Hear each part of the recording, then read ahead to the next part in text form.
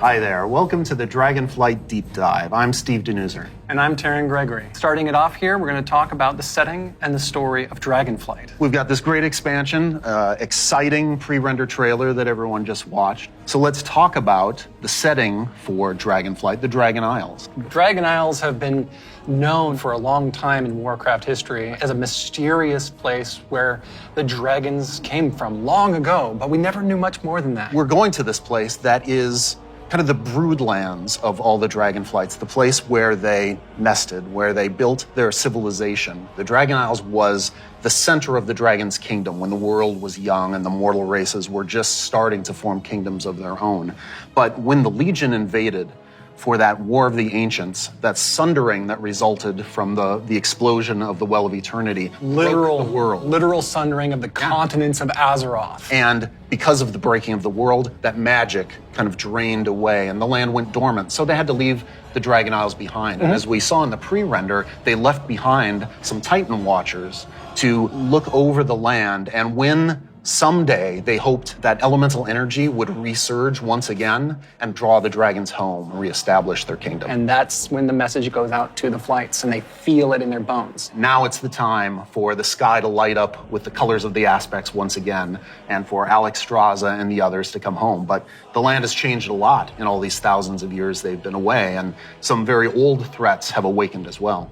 We're looking into the culture of dragons as they exist in Warcraft. Dragons, as we know them today, were very different in the early past, the early history of Azeroth. They were much more primitive, much more savage, what we now know as proto-dragons. And then some of the dragons were empowered to become the aspects. The green flight, red flight, blue flight, bronze flight, black flight, each with unique powers, each with the ability to protect the world in different ways. These pillars of draconic power appointed to defend Azeroth from threats within and without. Dragons used that power both for good, in the case of most of the aspects, but also for nefarious reasons in the case of the Black Dragonflight led by Neltharion, who would become Deathwing. And what we will find in Dragonflight is that some of these ancient divisions run deep. And so it begs the question, where do we go from here? If this is an opportunity to reclaim their legacy, to be the protectors, as the cinematic mentioned, that they once were.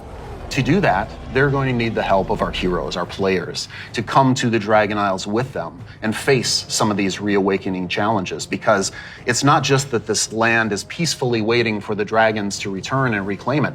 There's those old enemies that have awakened as well. Yeah. One of those being a race of kind of elemental half-giants, the Jarradin. The Dragon Isles isn't just populated by dragons or just by the Jarradin. There's also many other occupants here in the Dragon Isles that have been here either just recently or for a while, including a fan favorite coming back, the Tuskar. That's going to be awesome. We've got other cultures there as well in the Dragon Isles. We're going to find out about a civilization of centaurs that predates the ones that arose on Kalimdor much later.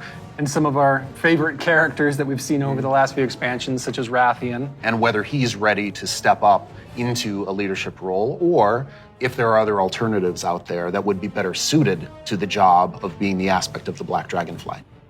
I think one thing the players are going to be really excited about this expansion is the new playable race, the Drakthir. That's right. And this is something that Neltharion, before he was Deathwing, before he went full crazy world dragon, that he put into motion? Neltharion saw those primalists that were kind of breaking away from the aspects and what they wanted. And so in those first experiments, he took the essence of dragons, their strength, their nobility, their wisdom, and he combined it with that scrappiness, that adaptability that the mortal races had. And he wanted to use that to create the ideal soldier in his mind, the Drakthir. Exploration is really one of the key themes of this expansion. We're going to be going to this ancient place that the dragons left behind long ago. So we've made these huge zones with all kinds of places to delve into and find little treasures and little secrets tucked away. It's going to be a lot of fun for players to be exploring these landscapes. And there's so much architectural history and how clearly aspirational was the kingdom of the dragons and how it lost so much. And the themes of trying to return to that, to try to find your legacy, to try to figure out who you were before everything went awry. But there's questions, thematic questions of What does it mean to be true to your legacy? Are we going to repeat the mistakes of the past? The dragons have had to learn those lessons just like the mortal kingdoms have had to. And I think that's one of the reasons why the dragons see this now as the time that they have to return and they have to step up once again as protectors of Azeroth. We're helping the dragons because the dragons have helped us in the past too. So by using the Explorers League and the Reliquary together, that allows us to delve into some of that history. And when I look upon the Dragon Isles and all of its visual splendor, I get so excited for the prospect of a truly Azerothian adventure alongside Calicos, along with Rathian, Ebonhorn, with Ysera's daughter Marithra, as each one of them is trying to find their own flight.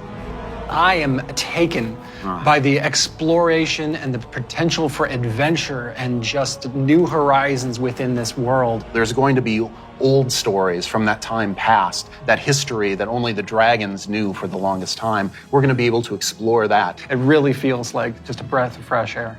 So now we're going to turn things over to some of our colleagues who will take you on that deep dive into the locations and the features of Dragonflight.